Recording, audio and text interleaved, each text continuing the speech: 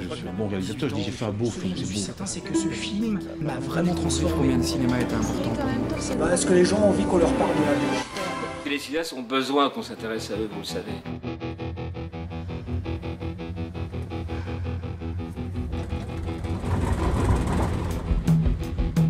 Alors, je conseille plutôt ce modèle. C'est 100% UV. Good one. 35, ça. Tu l'as trouvé où le matériel petit? C'est du déstockage, monsieur. Déstockage.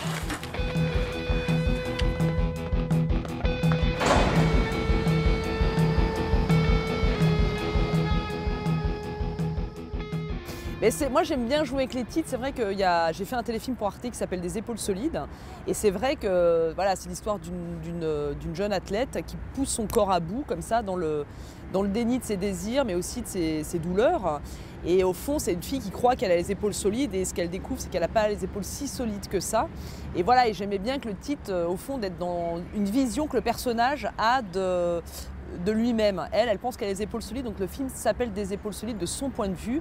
Et c'est pareil, Simon, c'est un enfant d'en bas, effectivement, mais en même temps, il s'invente une vie imaginaire là-haut, dans cette riche station de ski, il s'invente un enfant aimé, aimant, de parents riches, hôteliers, enfin voilà, c'est tout un monde imaginaire. Et dans le film, c'est rappelé à Simon qu'il est un enfant d'en bas et pas un enfant d'en haut, mais lui s'imagine un enfant d'en haut. Et comme le film, pour moi, même s'il est ancré dans une réalité sociale, c'est quand même un film où la part de l'imaginaire est pour moi tout aussi importante que ce contexte social. Et donc j'aimais bien au fond être plutôt dans l'imaginaire qui est cet enfant qui s'imagine être un enfant d'en haut. J'aimais bien filmer ce petit corps, d'ailleurs on le voit souvent torse nu, on voit ce petit corps fragile et en plus Kessie, l'acteur, il est vraiment très frêle pour de vrai. Et j'aimais bien jouer sur ce contraste de ce gamin qui se prend pour un adulte. Et encore une fois, il faut rappeler à Simon qu'il n'est pas un adulte, qu'il a un enfant, puis un enfant d'en bas, puis pas un enfant d'en haut, quoi. Mais c'est vrai qu'il a un truc, ouais, il a un truc assez... il joue au petit gars, quoi. Il joue au père, il joue au frère, voilà. J'aimerais bien jouer à autre chose, quoi. Ouais. Et ce mouvement, au fond, perpétuel, je crois que c'est le désir de montrer ce gamin qui est dans une espèce de survie, parce qu'au fond, il est dans une survie évidemment physique, financière, mais surtout affective. Il se débrouille comme il peut. Et au fond, c'est une façon de pas crever, quoi. Il est en mouvement perpétuel. T'as fait les courses, toi? T'inquiète, sister. T'as appris ça où? J'ai regardé faire, c'est tout. D'ailleurs, Léa, c'est d'où au début, elle avait un peu du mal avec le personnage. Enfin, elle l'a jugé beaucoup, cette fille. Et elle avait du mal à se débarrasser, je pense, de tous ces... Oui, c'est normal d'une certaine morale, parce que c'est vrai que le personnage, il est dur, quoi. C'est pas évident d'incarner un rôle pareil, de trouver l'humanité. Elle avait beaucoup de mal et en même temps, elle aimait beaucoup le scénario. Et c'était vraiment un défi pour elle, je crois, d'y arriver, quoi, et de défendre le personnage. Would you like to join us? Yeah. Oh, merci. Merci, madame. T'as vu, on a déterré tout ton bordel, là. Les petites ordures avec les ordures.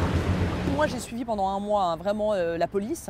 Donc j'ai vraiment pénétré les coulisses d'une station de ski. Je connais assez bien le monde du ski parce que j'ai grandi au pied du Jura. J'allais au ski tout le temps, donc je connais les coulisses et tout ça. Et néanmoins, là, j'étais dans une grande station de ski, suivre la police pendant un mois. Et c'est vrai que c'est pas que ça m'a amené des idées, mais ça m'a conforté dans les idées que j'avais qui étaient justes. Et même, il y a des choses encore plus hallucinantes dans les stations de ski. Mais j'aimais bien effectivement qu'au fond, c'est vrai que tout le monde vole tout le monde. L'argent passe de main en main, passe des enfants de la plaine à qui Simon revend son matériel à Simon. Simon leur donne à Louise. Après, ça passe avec l'anglais. Enfin, ça circule énormément, ça c'est vrai. Mais le film est en mouvement. Bon, c'est vrai que je le dis assez peu parce que je disais que Home c'était l'inverse d'un road movie. Et puis ça c'est un télécabine movie, quoi, parce que c'est vrai que au fond le lieu qui est central dans le film, en fait, c'est ni le haut ni le bas, c'est l'entre-deux. Et c'est vrai que cette télécabine qu'il emprunte, c'est presque son home, en fait, c'est presque sa maison.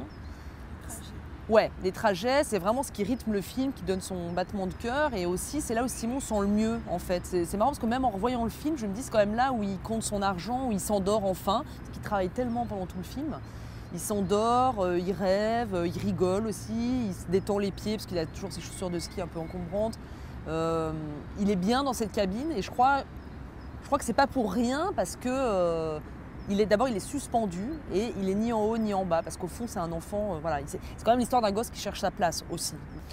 Dans ce film, il est peut-être plus libre que Home, ce film, je trouve, dans son écriture, donc peut-être rejoint quelque chose de plus Cassavetes. En même temps, il y a une très grande rigueur, hein. Donc il y a un mélange des deux qui est...